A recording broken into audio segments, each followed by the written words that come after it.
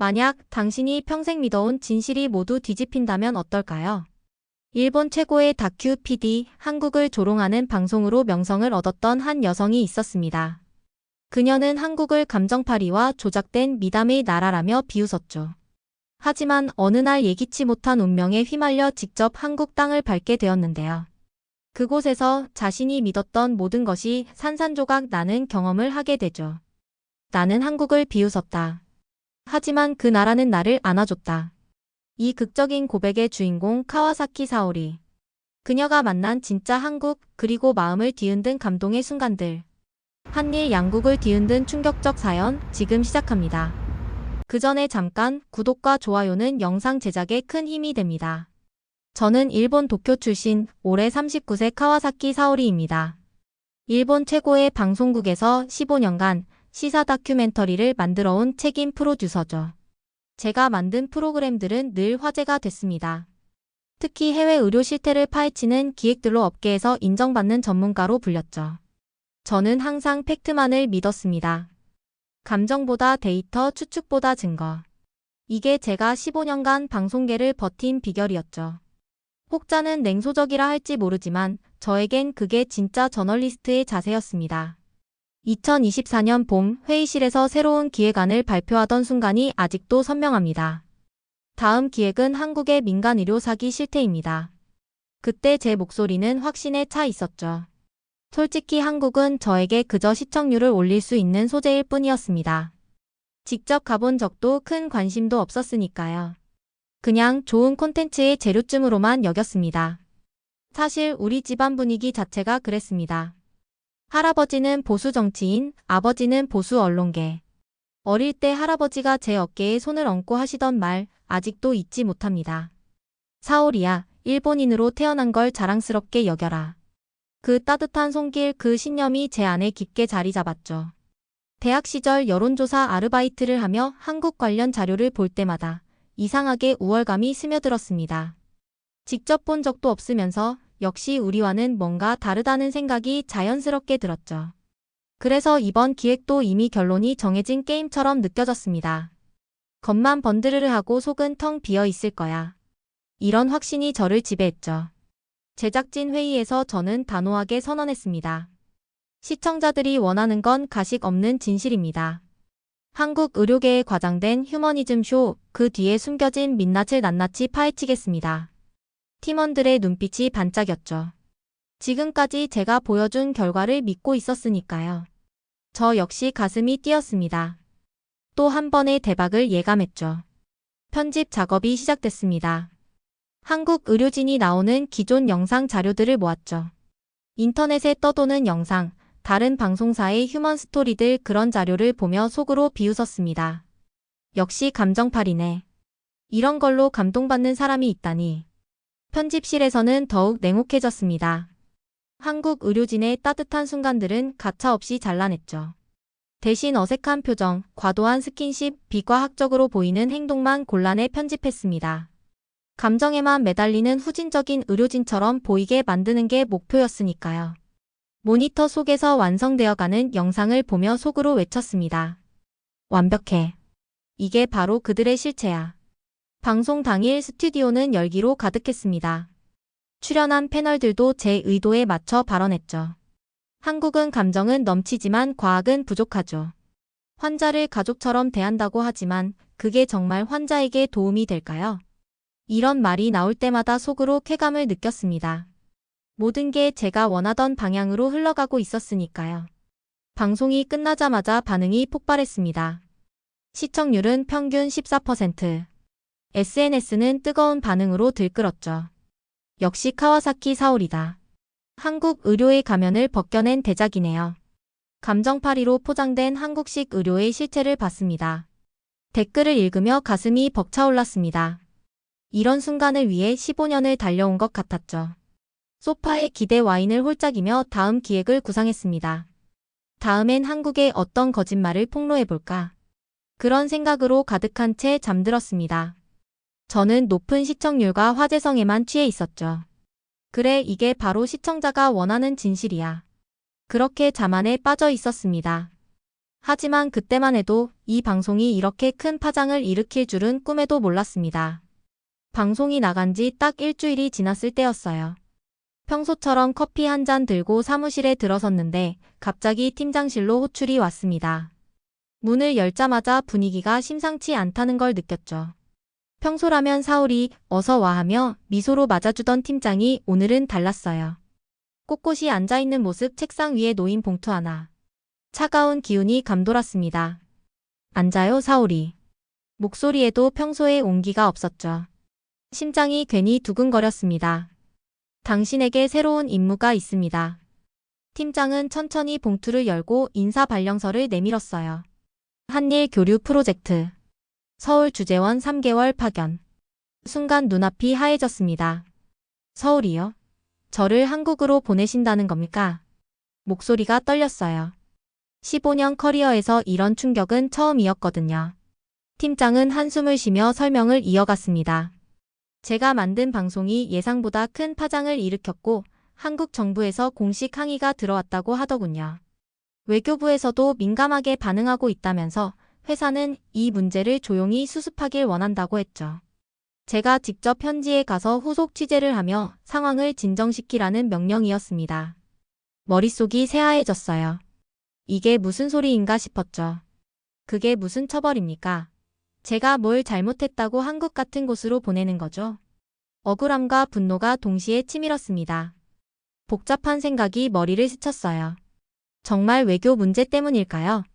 아니면 최근 팀장 자리를 놓고 벌어진 사내 경쟁의 결과일지도 모른다는 생각이 들었습니다. 특히 사토 부장, 제 성과를 곱게 보지 않던 그 사람이 떠올랐죠. 혹시 이번 일을 빌미로 저를 밀어내려는 건 아닐까? 한국 정부 항의는 핑계고 실상은 사내 정치의 희생양이 된 것 같았습니다. 한국에 날 보내는 건 완전히 망신 주겠다는 거잖아요. 책상을 탁 치며 자리에서 일어났습니다. 15년간 쌓아온 모든 것이 하루아침에 무너지는 기분이었죠. 한국에 가서 뭘 배울 게 있다는 건지 도저히 납득이 가지 않았습니다. 팀장은 차갑게 저를 바라봤어요. 팩트에 자신 있다면 한국에 가서 직접 확인해 보세요. 그게 진짜 저널리스트의 자세 아닌가요? 그 순간 할 말을 잃었습니다. 제가 늘 입에 달고 살던 말, 현장 확인. 하지만 한국에 직접 가라니 이건 모욕처럼 느껴졌죠. 3개월이면 충분할 겁니다. 좋은 경험이 될 테니 긍정적으로 생각해 보세요. 팀장의 말은 명령이었어요. 거부할 수 없다는 걸 직감했습니다. 온몸에 힘이 빠져 주저앉고 싶었죠. 그날 밤 집에 돌아와 소파에 털썩 주저앉았습니다. 한국행 항공권을 예약하면서도 현실감이 없었어요. 내가 그토록 비웃던 나라에 직접 발을 디디게 될 줄은 정말 상상도 못했습니다. 그 나라에 무슨 감동이 있겠어. 3개월만 대충 버티고 돌아와서 더 확실한 증거로 후속편을 만들어야지. 이를 악물고 다짐했어요. 이번 한국행을 오히려 기회로 삼겠다고 생각했습니다. 현장에서 직접 본 한국의 실체를 폭로하는 더 강력한 다큐멘터리를 만들겠다는 각오뿐이었죠. 짐을 싸면서도 제 확신은 흔들리지 않았습니다. 한국이라는 나라가 제 신념을 바꿀 만큼 특별할 리 없다고 믿었거든요. 오히려 더 많은 약점을 찾아낼 수 있을 거라고 생각했죠. 2주 후 인천공항 활주로에 발을 디딘 순간까지도 저는 비웃고 있었습니다. 그때만 해도 이 땅이 제 모든 편견을 산산조각 낼 거라고는 상상조차 못했네요. 서울에서의 첫 아침이 밝았습니다. 호텔 창문을 열자 낯선 도시의 소음이 한꺼번에 밀려오더군요. 자동차 소리, 사람들의 웅성거림, 마치 거대한 바다에 빠진 것 같은 기분이었죠. 거울을 보며 스스로에게 다짐했습니다. 오늘부터가 진짜 전쟁이야. 국립병원 정문 앞에 섰을 때 생각보다 웅장한 건물에 잠시 멈칫했어요. 하지만 속으로는 냉소가 피어올랐죠. 겉만 번지르르 하겠지. 속은 뻔할 테니까. 로비에 들어서자 은은한 소독약 냄새와 조용한 발걸음 소리가 귀에 들어왔습니다. 차분하게 움직이는 사람들을 보며 속으로 중얼거렸죠. 이것도 연기일까? 안녕하세요. 일본에서 오셨다고 들었습니다. 뒤에서 들려온 목소리에 돌아보니 20살 후반쯤 되어 보이는 간호사가 서 있었습니다. 이름표에는 이은채라고 적혀 있었죠. 미소를 짓고 있었지만 어딘가 조심스러운 기색이 느껴졌어요. 저는 카와사키 사오리입니다. 한국 의료 시스템 취재차 왔어요. 일부러 목소리를 차갑게 만들었습니다. 칼날처럼 날카롭게 내뱉었죠. 이은채의 눈빛이 살짝 흔들렸습니다. 마치 폭풍을 감지한 새처럼 경계하는 표정이 스쳤어요. 인터뷰실에 앉자마자 전투태세를 갖췄죠. 녹음기를 책상 위에 탁 내려놓으며 첫 질문을 던졌습니다. 한국 의료진들은 환자 앞에서 눈물을 흘리기도 한다던데 그게 정말 전문적인 태도일까요? 이은채가 잠시 숨을 멈췄다가 곧 차분한 목소리로 답했어요. 환자분이 힘들어하실 때 저희 마음도 아픕니다. 그게 자연스러운 거 아니겠어요? 일본에서는 의료진이 감정을 드러내지 않아요. 더 객관적이고 과학적이죠. 제 말에 이은채의 손이 살짝 떨렸습니다. 하지만 목소리는 여전히 고요했어요. 과학과 마음이 대립한다고 생각하지 않아요. 저희는 둘 다 중요하다고 여기거든요. 저는 계속 밀어붙였습니다. 그런 감정적 접근이 오히려 환자에게 부담을 주지 않나요? 그 순간 이은채가 천천히 제 눈을 바라보며 물었습니다. 혹시 최근에 한국 의료에 대한 방송을 만드신 분이세요? 심장이 쿵 내려앉는 느낌이었죠. 들킨 기분이랄까요? 그게 중요한가요? 이은채가 깊게 숨을 들이신 뒤 조용히 말했습니다. 그 순간 시간이 멈춘 것 같았어요. 당신 같은 기자들 때문에 저희가 힘들어요. 그 한마디가 가슴을 후벼 팠습니다. 예상했던 반격이나 변명이 아니었죠. 그냥 진심 어린 하소연이었습니다. 저희는 하루하루 진심으로 환자를 대하고 있어요. 그런데 왜 그걸 비웃으시는 거죠? 목소리에 떨림이 섞여 있었지만 단호함도 느껴졌습니다. 상처받은 아이가 어른에게 묻는 것처럼 순수하고 직접적이었어요. 순간 말문이 막혔습니다.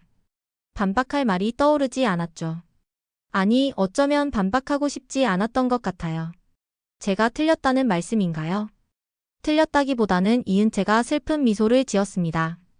저희를 제대로 안 보신 것 같아요. 그 말이 가슴에 깊이 박혔죠. 톱니다 바퀴처럼 머릿속에서 계속 맴돌았습니다. 하지만 고개를 저었습니다. 안 돼.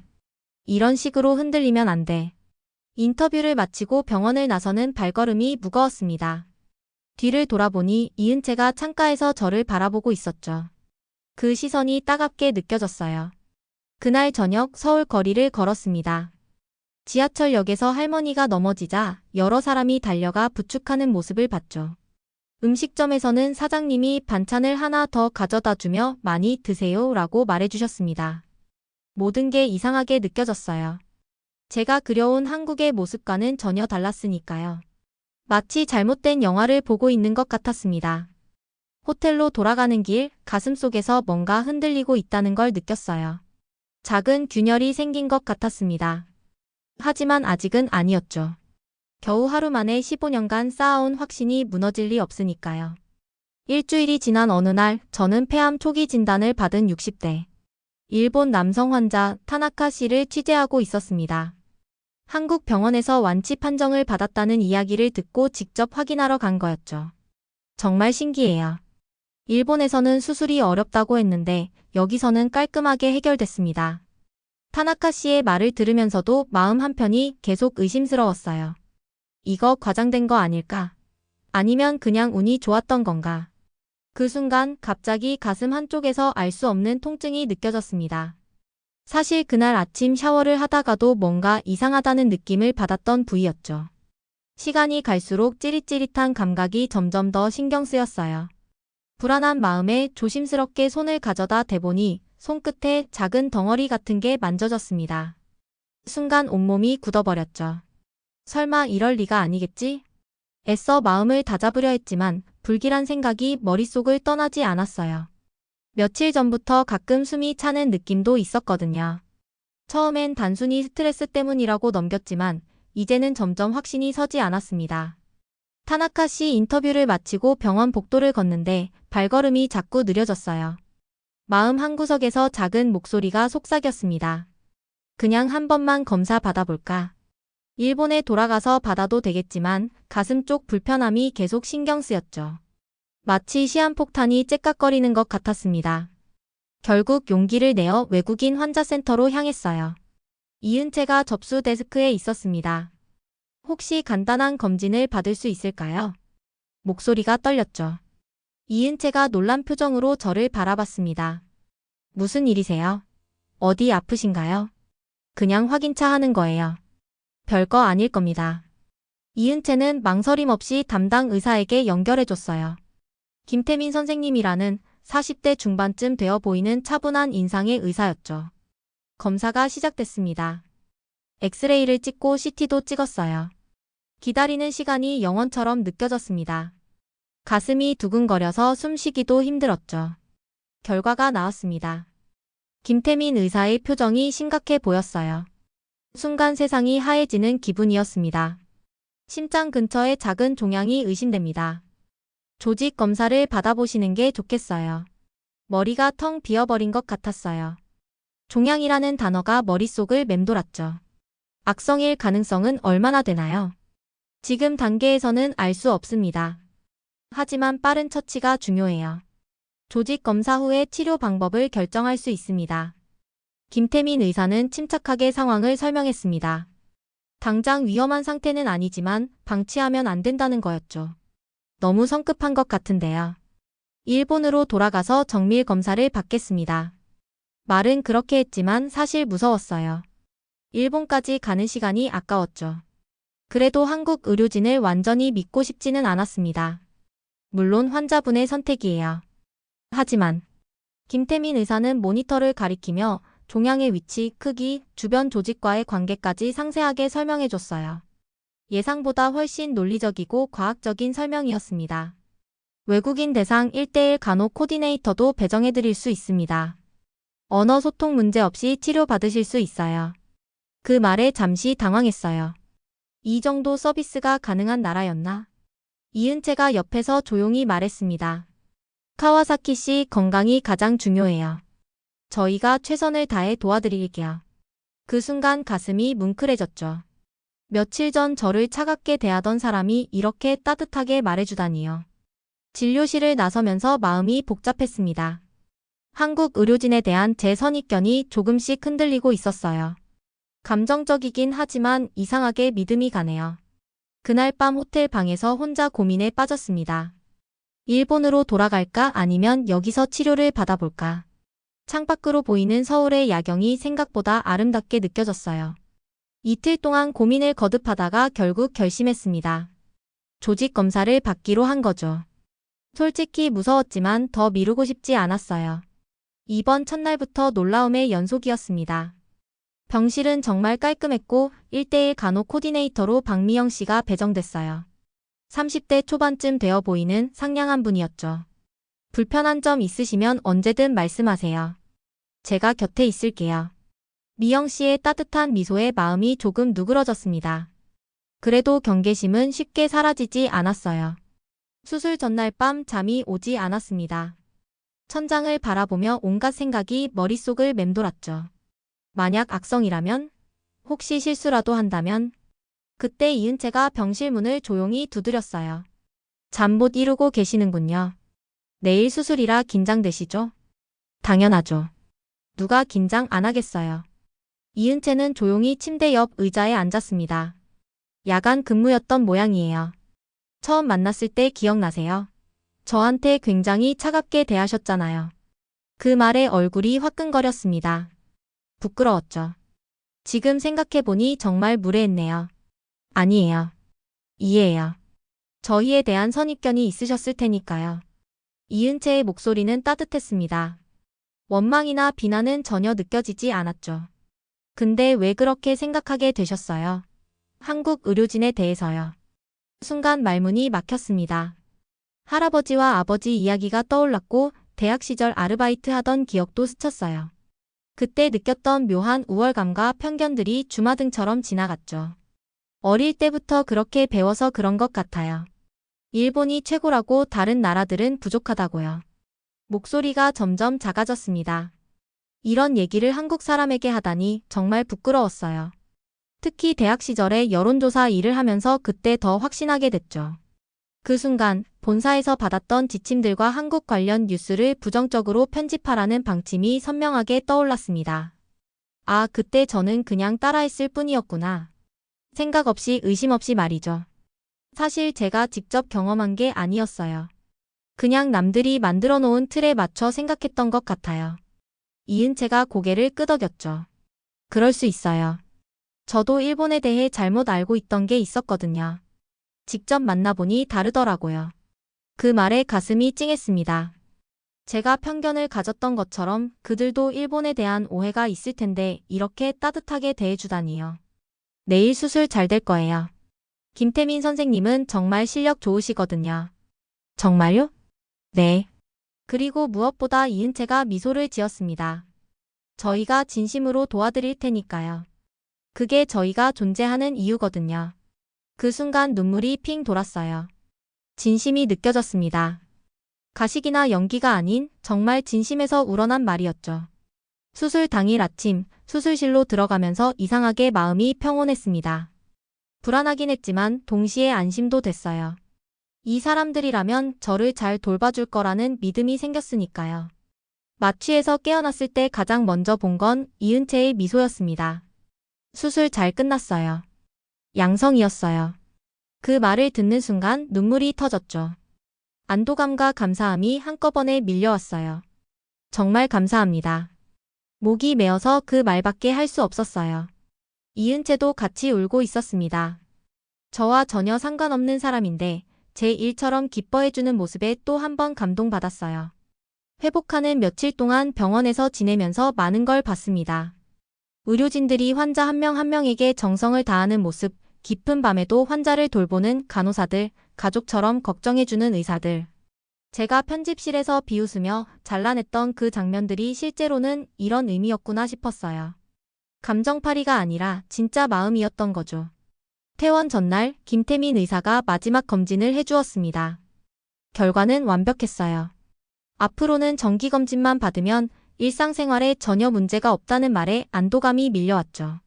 정말 감사합니다, 선생님. 진심을 담아 고개를 숙였습니다.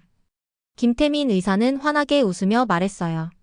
건강하게 지내시는 게 저희에게 가장 큰 보답이에요. 그 말을 듣는 순간 가슴이 뭉클해졌습니다. 이 사람들은 정말 환자의 건강 그 자체를 바라고 있구나 싶었죠. 병원 로비에서 이은채를 만났습니다. 며칠 동안 정말 많은 도움을 받았으니까요. 어떻게 감사를 표현해야 할지 망설여졌어요. 이은채 씨 정말 어떻게 감사드려야 할지 모르겠어요. 괜찮아요. 당연한 일이었어요. 하지만 꼭 하고 싶은 말이 있었습니다. 처음부터 틀렸어요. 제가 만든 방송 그 모든 편견들이 다 틀렸어요. 목소리가 떨렸습니다. 부끄러움과 후회가 한꺼번에 밀려왔거든요. 당신들이 보여준 건 감정이 아니라 신뢰였네요. 진짜 의료인의 모습이었어요. 이은채의 눈가에 눈물이 맺혔지만 따뜻한 미소는 여전했죠. 이제라도 알게 돼서 다행이에요. 그게 바로 저희가 존재하는 이유거든요. 그 말을 듣자 또 눈물이 날 뻔했습니다. 제가 그토록 비하했던 사람들인데도 원망하지 않고 오히려 이해해주고 있었으니까요. 퇴원하는 길에 카메라를 들었습니다. 하지만 이번엔 달랐어요. 비웃기 위해서가 아니라 진짜 모습을 담고 싶었죠. 병실에서 환자를 돌보는 간호사들, 깊은 밤 회진을 도는 의사들, 환자 가족과 함께 걱정하는 의료진들 모든 게 새롭게 보였습니다. 며칠 동안 병원 곳곳을 다니며 촬영을 이어갔어요. 이번엔 편견이나 선입견 없이 그들의 일상을 있는 그대로 담으려고 했죠. 카메라 뒤에서 바라본 의료진의 모습은 정말 아름다웠습니다. 한 할머니가 수술을 앞두고 무서워하자 간호사가 손을 꼭 잡아주는 장면, 어린 환자가 주사를 맞기 싫어하자 의사가 장난감으로 같이 놀아주는 모습, 외국인 환자가 언어 때문에 힘들어할 때 통역사를 즉시 배정해주는 시스템까지. 이게 진짜구나. 이게 진짜 한국 의료의 모습이구나. 촬영하면서 계속 중얼거렸어요. 내가 얼마나 편협한 시각으로 세상을 봤는지 그제야 깨달았죠. 특히 이은채가 환자들과 대화하는 모습을 볼 때마다 감탄이 나왔습니다. 그녀는 환자 한 명 한 명의 이름을 다 기억하고 있었어요. 어제 뭘 먹었는지, 가족은 언제 오는지, 무슨 걱정이 있는지까지 세세하게 알고 있었습니다. 이은채 씨, 어떻게 환자분들을 다 이렇게 자세히 알 수 있어요? 관심을 가지면 자연스럽게 알게 돼요. 환자분들도 사람이잖아요. 아픈 몸으로 여기 계신 거니까 더 세심하게 돌봐드리고 싶어요. 그 답변에 깊이 감동받았습니다. 이게 바로 제가 놓쳤던 부분이었죠. 사람을 사람으로 보는 시선, 환자를 한 명의 인간으로 대하는 마음이었습니다. 며칠 더 촬영을 이어갔습니다. 수술실에서부터 회복실까지, 응급실에서부터 일반 병동까지 한국 의료진의 하루를 따라다녔어요. 그러면서 점점 더 확실해졌습니다. 일본에서 편집했던 자료들은 정말 일부분에 불과했더라고요. 그것도 제가 보고 싶었던 부분만 골라서 본 거였죠.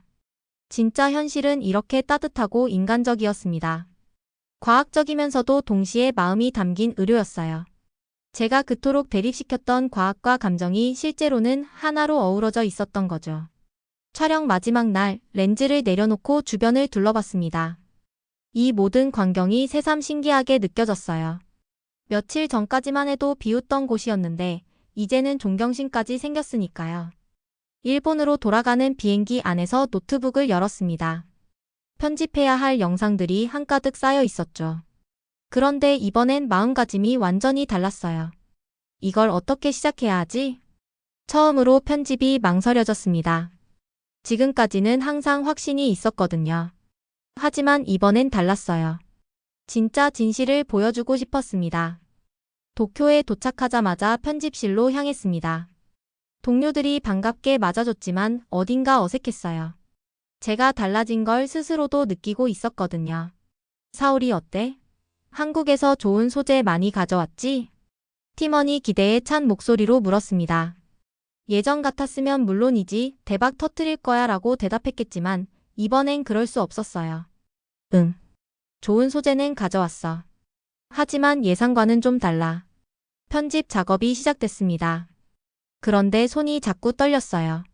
과거의 저라면 한국 의료진의 단점만 부각시켰겠지만 이제는 그럴 수 없었죠. 결국 정반대의 방향으로 편집하기 시작했습니다. 한국 마음을 치료하는 나라라는 제목을 붙였어요. 이은채가 환자와 대화하는 장면, 김태민 의사가 정성스럽게 설명하는 모습, 간호사들이 깊은 밤에도 환자를 돌보는 모습 모든 걸 있는 그대로 담았죠. 특히 내레이션을 녹음할 때는 가슴이 떨렸습니다. 저는 한국을 조롱하는 방송을 만들었습니다. 하지만 그 나라에서 저는 진짜 의료가 무엇인지 배웠어요. 편집하면서 계속 눈물이 났어요. 제가 얼마나 잘못 생각하고 있었는지 다시 한번 깨달았거든요. 방송국 내부는 금세 술렁이기 시작했습니다. 상사들이 편집본을 보고 경악했어요. 사울이 이게 뭐야? 네가 만든 게 맞아? 한국을 찬양하는 방송을 만들라고 보낸 게 아니잖아. 시청자들이 원하는 건 이런 게 아니야. 하지만 저는 흔들리지 않았습니다. 이번만큼은 진실을 보여주고 싶었거든요. 이게 제가 본 진짜 한국입니다. 제가 이전에 만든 방송이 틀렸어요. 회의실이 조용해졌죠. 아무도 제 말을 예상하지 못했던 겁니다. 차라리 방송을 안 하는 게 낫겠어. 이런 걸로는 시청률이 안 나올 거야. 상사의 말에 가슴이 아팠지만 포기할 수는 없었어요. 그럼 제가 개인적으로 유튜브에 올리겠습니다. 회사 이름은 빼고요. 결국 회사에서는 방송을 거부했습니다. 하지만 저는 개인 채널을 만들어 영상을 올렸어요. 처음엔 반응이 없었습니다. 조회수도 몇백 회에 불과했죠. 하지만 점점 입소문이 퍼지기 시작했어요. 이 사람 진짜 솔직하네. 한국에 대해 이렇게 생각이 바뀔 수 있구나. 감동적이다. 댓글들이 하나둘 달리기 시작했습니다. 특히 한국 시청자들의 댓글이 많았는데 원망이 아니라 고마움이 담긴 내용들이었어요. 몇 주 후 놀라운 일이 벌어졌습니다. 제 영상이 일본 SNS에서 급속히 퍼지기 시작했거든요. 조회수가 몇만, 몇십만을 넘어서기 시작했습니다. 더 놀라운 건 한국에서도 화제가 됐다는 점이었죠. 한국 언론에서 제 영상을 일본 방송인의 솔직한 고백이라고 소개했어요. 그때 상사로부터 전화가 왔습니다. 사울이 내 영상 봤어. 이게 정말 네가 만든 거야? 네, 맞습니다. 완전히 달라졌네. 이게 진짜 너의 방송 같아. 그 말을 듣는 순간 가슴이 벅차올랐어요. 이제야 진짜 제 방송을 만들 수 있게 된 것 같았거든요. 방송국 분위기도 점차 달라졌습니다. 처음엔 반대하던 사람들도 영상의 반향을 보고는 인정하기 시작했어요. 심지어 다른 해외 취재 프로젝트도 제안받았습니다. 하지만 가장 기뻤던 건 이은채로부터 받은 메시지였습니다. 카와사키 씨 영상 잘 봤어요. 정말 감사합니다. 저희의 진심이 잘 전해진 것 같아서 기뻐요.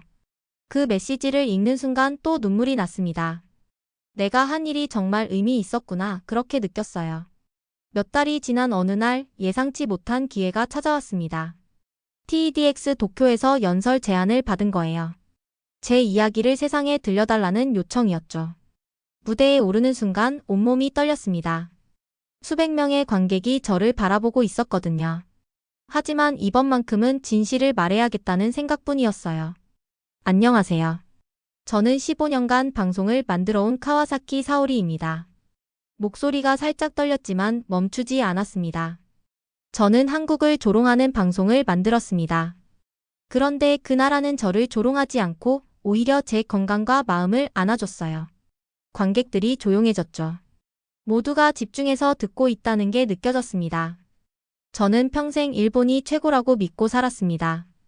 다른 나라들은 우리보다 부족하다고 생각했어요. 특히 한국은 그냥 무시해도 되는 나라라고 여겼죠. 목이 메었지만 끝까지 말하고 싶었어요. 하지만 제가 아프게 되었을 때 그들은 저를 차별하지 않았습니다. 제가 그들을 얼마나 상처 줬는지 알면서도 말이에요. 이은채의 얼굴, 김태민 의사의 따뜻한 미소가 떠올랐습니다. 그때 깨달았어요. 가장 큰 병은 몸이 아니라 마음속에 쌓인 편견이었다는 걸요. 관객석에서 작은 박수 소리가 들렸고 누군가는 고개를 끄덕이고 있었죠. 저는 지금까지 팩트라고 믿었던 것들이 사실은 편견이었다는 걸 알게 됐습니다. 제가 본 것은 진실이 아니라 제가 보고 싶어 했던 것뿐이었죠. 무대 위에서 관객들의 다양한 표정이 보였어요. 공감, 놀람, 감동이 섞여 있었습니다. 한국에서 만난 의료진들은 저에게 가르쳐줬습니다. 진짜 전문성이란 차가운 과학이 아니라 따뜻한 마음과 정확한 기술이 함께하는 것이라는 걸요. 연설을 마칠 즈음에는 목소리도 한결 안정됐습니다. 우리는 모두 편견을 가지고 살아갑니다. 하지만 그 편견을 깨뜨릴 용기만 있다면 새로운 세상을 볼 수 있어요. 저처럼요. 박수가 터져 나왔습니다. 기립박수였죠. 그 순간 가슴이 벅차 올랐습니다. 제 이야기가 사람들에게 닿았다는 걸 느꼈어요. 연설 영상은 곧바로 화제가 됐습니다. 유튜브에 올라간 지 며칠 만에 조회수가 100만을 넘겼고 댓글도 수천 개가 달렸어요. 나도 편견을 가지고 있었는데 반성하게 된다. 진짜 용기 있는 사람이다. 한국에 대해 다시 생각해보게 됐다. 무엇보다 기뻤던 건 일본과 한국 양국 사람들이 서로를 이해하려는 댓글이 점점 늘어났다는 사실이었습니다. 그날 밤 제가 만든 한국 다큐멘터리를 다시 봤어요. 처음 만들 때는 몰랐던 감정들이 밀려왔습니다. 뿌듯함, 감사함, 그리고 약간의 부끄러움도 있었죠. 영상 마지막에 조용히 흐르는 자막을 보며 미소 지었습니다. 가장 큰 병은 마음속에 쌓인 편견이었습니다. 그때 핸드폰이 울렸어요. 이은채에게서 메시지가 도착했습니다. 카와사키 씨 연설 영상 봤어요. 정말 대단해요. 용기 내주셔서 감사합니다. 덕분에 많은 사람들이 서로를 이해하게 될 것 같아요. 그 메시지를 읽고 또 울컥했어요. 저 때문에 상처받았을 수도 있는 사람이 오히려 저를 응원해주고 있다니 정말 감격스러웠죠. 창밖으로 보이는 도쿄의 야경이 반짝이고 있었어요. 하지만 제 마음은 이미 서울을 향하고 있었습니다. 언젠가 다시 그곳에 가서 이은채를 만나고 싶었어요. 이번에는 편견이 아닌 진심으로요. 저는 한국을 비웃었습니다. 하지만 그 나라는 저를 안아줬어요. 그리고 저는 변했습니다. 이제야 진짜 저널리스트가 된 기분입니다. 여러분도 혹시 누군가를 편견으로 바라보고 계신가요? 한 번만 용기를 내어 진짜 모습을 바라보세요. 저처럼 놀라운 변화를 경험할 수도 있을 거예요. 편협한 시각을 가질 수밖에 없었던 환경에서 벗어나 사실에 눈을 뜨게 된 사오리의 이야기 어떠셨나요? 사오리는 처음에 한국을 조롱했습니다. 하지만 한국은 그녀를 따뜻하게 안아줬죠. 아마도 사오리의 가장 큰 병은 몸이 아니라 마음속 편견이었던 것 같습니다. 여러분도 혹시 누군가를 편견으로만 바라보고 있진 않으신가요? 그 편견을 깨고 진실을 바라본 경험이 있으신가요? 여러분의 이야기를 댓글로 남겨주세요. 감사합니다.